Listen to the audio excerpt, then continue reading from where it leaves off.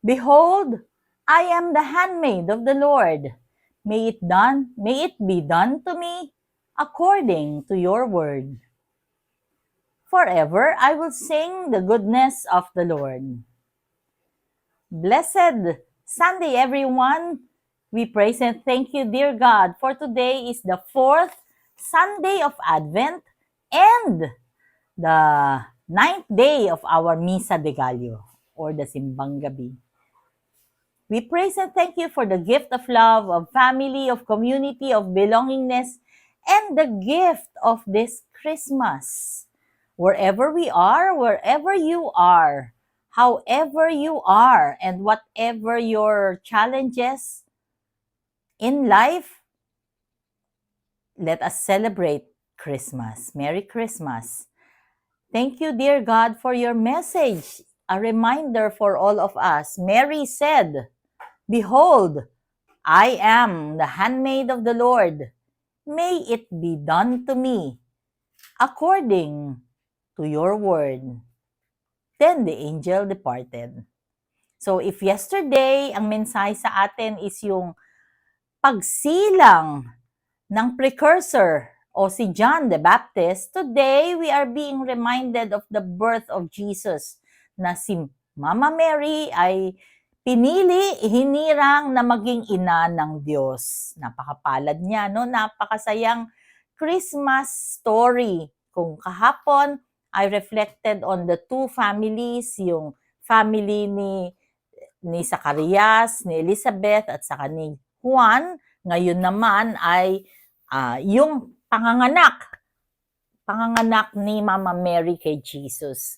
May it be done to me according to your word. Ano nga ba yung gusto nating pagnilayan sa araw na ito? Ano bang plano mo sa buhay? Napakagandang mensahe, di ba? Yung ano bang plano ang ano bang gusto mong maging sa buhay mo? Naalala ko, nung bata ako, gusto kong maging teacher. Hanggang grade 6, very vivid ang aking desire to become a teacher.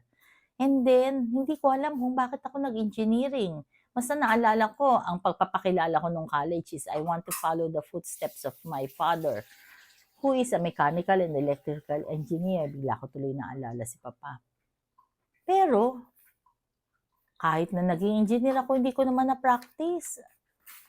Well, I am an engineer in the office, pero iba kasi yung practicing engineer na nangungontrata ka, yung ikaw yung ganito, ikaw yung ganyan.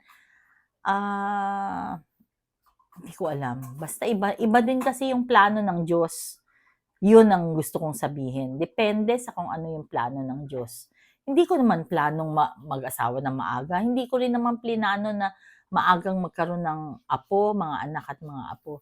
Pero hindi ko rin naman alam kung gano'n talaga. Basta ang gusto ko lang sabihin is, yung plano ng Diyos, kakaiba. Iba ang plano ng Diyos. Madalas, hindi natin maintindihan bakit ba ganito ang nangyari. And if we only discern kung ano ang plano ng Diyos para sa buhay natin, dun pa lamang natin maunawaan ang mga bagay-bagay sa ating buhay. Plano ng Diyos na tayo ay mapalapit sa Kanya. Plano ng Diyos na tayo ay maging kamay at paa niya dito sa lupa sa modern times. Ang plano ng Diyos ay pagpatuloy natin ang adhikain niya na magmahalan tayo at huwag mag-away. Ang plano ng Diyos ay maging mabuting tao tayo para nang sa gayon maging karapat-dapat tayo sa kaharian niya after this life. Ang plano ng Diyos ay mag-spread tayo ng pagmamahal kahit nandun sa mga taong hindi lovable. Ang plano ng Diyos, magpatawad tayo. Ang plano ng Diyos, napakaraming plano ng Diyos. Pero kung ano man ang plano ng Diyos para sa iyo at para sa akin, nawa ma-fulfill natin yon kasi yon ang dahilan kung bakit tayo nabuhay. Bakit tayo binuhay ng Panginoon at yon ang dahilan kung bakit nananatili ka pa kahit na ang dami nang namatay. Ang daming kinuha na during COVID times.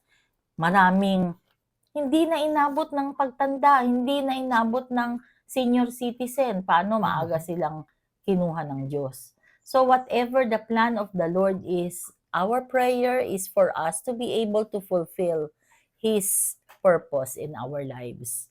Let us pray. Lord God, we are sorry for our sins, either of commission or omission.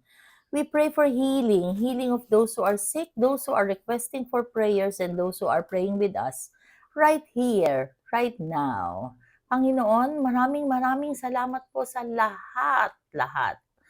Please be with us always and in always and allow your presence in our lives to manifest in us. Panginoon, isang kapaskuhan na naman ang nasa atin ngayon in our midst. Nawa, Panginoon, tunay na mabuhay ka sa aming mga puso. Tunay na dito ka pinanganak. At tunay na magmahalan kami dahil yan ang gusto mo. Please help us fulfill your purpose in our lives. Sige, Stay with us, lalagyan dear kita God, water. because without you, we are nothing. All this we pray in Jesus' mighty name through the intercession of our blessed Mama Mary. Amen. Today is Sunday. It's the Lord's Day. Pero kung tayo daw ay magsisimba mamayang midnight mass, incidentally sa UST is 10 p.m., pwede na nating ma-fulfill yung obligation natin for this Sunday at saka yung Christmas Day. So kung hindi kayo makasimba for the day because it's a Sunday, magsimba kayo mamaya ng midnight, yung misa ng midnight mass for Christmas at yung obligasyon natin ng pagsisimba bukas, ma-fulfill nyo na. Blessed Sunday once again. God bless us all.